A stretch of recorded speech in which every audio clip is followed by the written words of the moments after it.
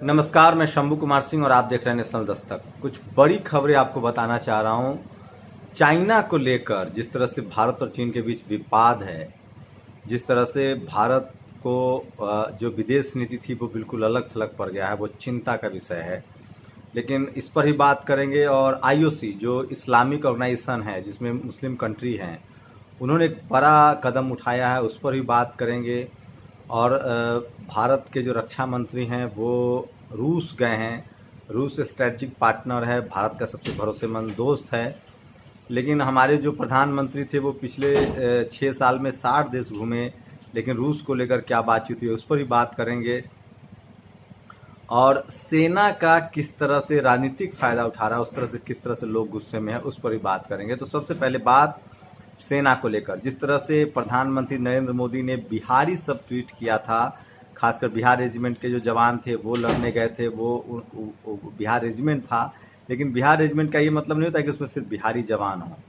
लेकिन जिस तरह से उन्होंने बिहारी शब्द कहा, उसके बाद लोग लगातार सवाल पूछ रहे हैं कि आखिर गुजराती, मराठी, ये सब क्या हमने सेना को क्षेत्रीयकरण कर दिया है और ये बहुत ही खतरनाक है। और क्या ये सब बिहार में चूंकि चुनाव होने वाले हैं तो उसके लिए किया जा रहा है, इस तरह के लोग सवाल उठा रहे हैं। एनडीटीवी के पत्रकार हैं उमा शंकर सिंह, उन्होंने सवाल उठाया कि अगर बिहारी आप कह रहे हैं तो गुजराती कब राष्ट्र प्रेम का सबूत देंगे। तो ये एक बहुत ही खतरनाक संकेत है। और मैंने सुना है कि जेपी नड्डा ने, जो कि बीजेपी के अध्यक्ष हैं, उन्होंने कहा है कि मोदी सिर्फ इंसानों के नेता नहीं है, मोदी भगवानों के भी नेता है। ये जेपी नड्डा ने कहा है। खैर उस पर चलते हैं। तेल की कीमत लगातार बढ़ी, वो सब कुछ पता है। लेकिन सबसे बड़ी खबर है ओआईसी जो ऑर्गेनाइजेशन ऑफ इस्लामिक कंट्रीज हैं, उनकी एक बैठक होने जा रही है जो 370 हटा है और कश्मीर को लेकर। तो समझिए, पहले बीजेपी के एक सांसद जो बेंगलुरु से हैं, उन्होंने से जिस तरह से एक ट्वीट किया था इस्लामिक कंट्री के महिलाओं के बारे में, उसके बाद जिस तरह से वहाँ ट्वीट की खुदाई शुरू हुई थी और तमाम संघी लोग जो कनाडा से लेकर पूरे मिडिल ईस्ट में फैले हुए थे, चाहे वो यूनाइटेड अरब अमीरात में हो, दुबई में हो, अबू धाबी में हो, उन पर जिस तरह की कार्रवाई हुई थी। और अब जबकि 370 को लेकर लगातार जिस तरह से फंस गया है पूरा मामला, और जिस तरह से जल्दबाजी में सब फैसला लिया गया, और जिस तरह से लद्दाख को अलग कर दिया गया, कश्मीर को अलग कर दिया गया, जम्मू को अलग कर दिया गया, जिस तरह से स्टेट का दर्जा था, स्टेट का दर्जा हटा के जिस तरह से उसको कर दिया गया जो केंद्र शासित प्रदेश बना दिया गया, तीन टुकड़े कर दिए गए, लद्दाख अलग, जम्मू अलग। क्या ये सब जल्दबाजी में किया गया था और इसका असर हो रहा है चीन के मामले पर, ये भी आपको समझना पड़ेगा। और किस तरह से नेपाल जो है वो हमें आंख दिखा रहा है चीन की सह पर, वो क्यों हुआ? इससे पहले नेपाल से रिश्ते लगभग बेहतरीन हुआ करते थे। पाकिस्तान की कोई बात नहीं करना चाहेगा क्योंकि पाकिस्तान से हमारे इसी तरह से तलखंदाज रहे हैं।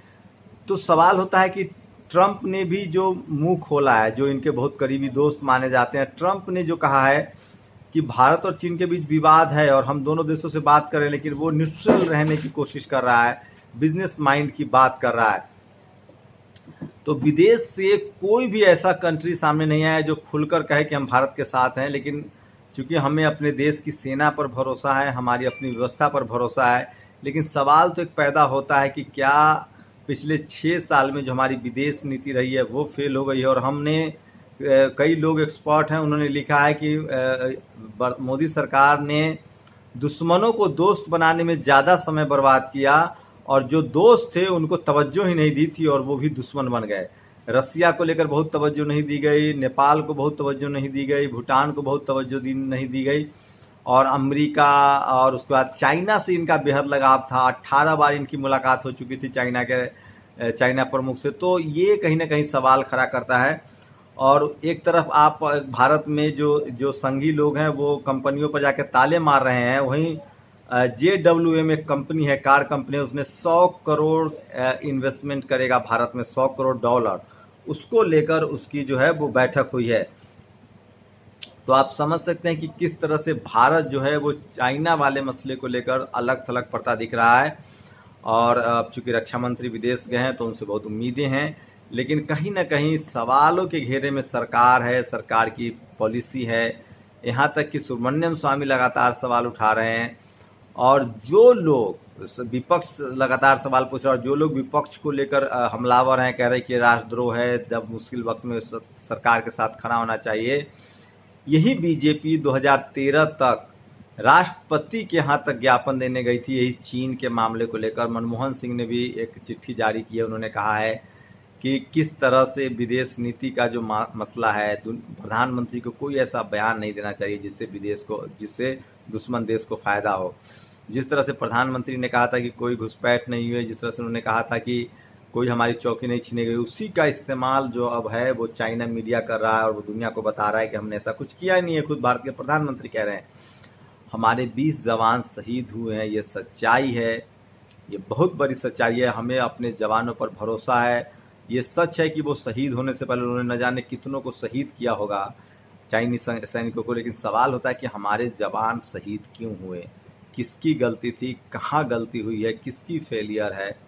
और अब भारत सरकार कह रही है कि हमको जवानों को छूट है सीमा पर, वो जैसे को तैसा जवाब दे सकते हैं, तो ये पहले क्यों नहीं किया गया? क्या इसे सरकार अपनी नाकामी के तौर पे देख रहा है?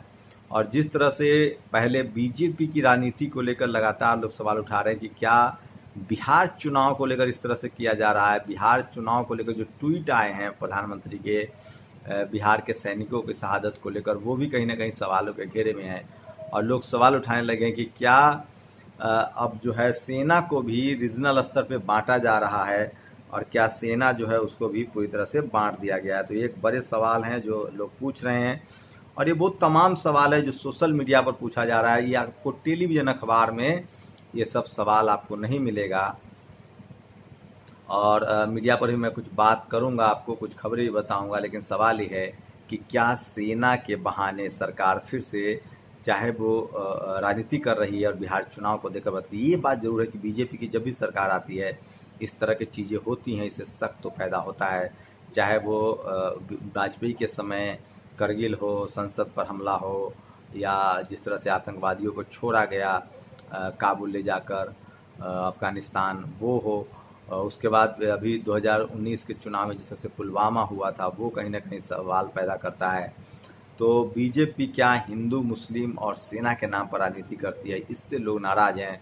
कुछ लोग लिख रहे हैं कि बिहार चुनाव में जिसने भी शहादत की बात की, जिसने भी सेना का नाम का इस्तेमाल किया, उसको खैर नहीं, उसकी खैर लीजिए, जनता से वो अपील कर रहे हैं।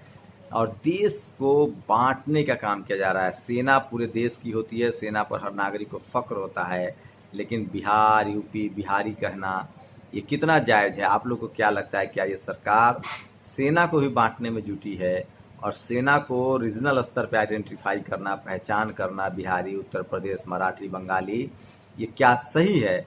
आप लोग की क्या प्रतिक्रिया है? क्योंकि सोशल मीडिया ही लगातार इस तरह के सवाल उठा रहा है और आपको उठाना चाहिए। तो ये कुछ बड़ी बातें थी जो मैं आपको बता रहा था। और एक बात तो तय है कि जिस तरह से ये पूरे घटनाक्रम हुए हैं, उससे साफ है कि कहीं ना कहीं how the Bihari's remove the Chinese observation post from PP-14 in Galwan valley. तो ANI डिजिटल, तो इसमें जो मीडिया है, जो गोदी मीडिया है, जो मोदी मीडिया है, जो कास्टिस्ट मीडिया है, जो जातिवादी मीडिया है, वो भी कहीं ना कहीं शामिल दिख रही है। और लोग इसीलिए सवाल पूछ रहे हैं, बिहार रेजिमेंट के बलिदान पर बिहारी को गर्व करना सेवा है और बलिदान की जरूरत सवाल करना राजनीति, इतिहास बदल रहे थे या परिभाषा? तो ये लगातार लोग लिख रहे हैं। और सवाल को चीन नहीं घुसा बल्कि गलवान घाटी ही चीन में घुस गया, सरेंडर मोदी। और ये कुछ बड़े पोस्ट थे जो मैं आपको बता रहा था।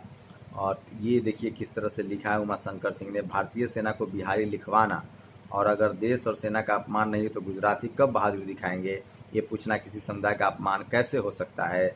अब बिहारी अब तक बस सुनता रहा, बोलेगा भी, या तो तोल मोल के बोल या फिर वैसा ही सुनो। जो बिहारी ने कर दिखाया वो गुजराती कब करेंगे? उमाशंकर सिंह हैं, ये पूछते हैं कि जब बिहारी आप कह रहे हैं सेना को, तो गुजराती कब बहादुरी दिखाएंगे?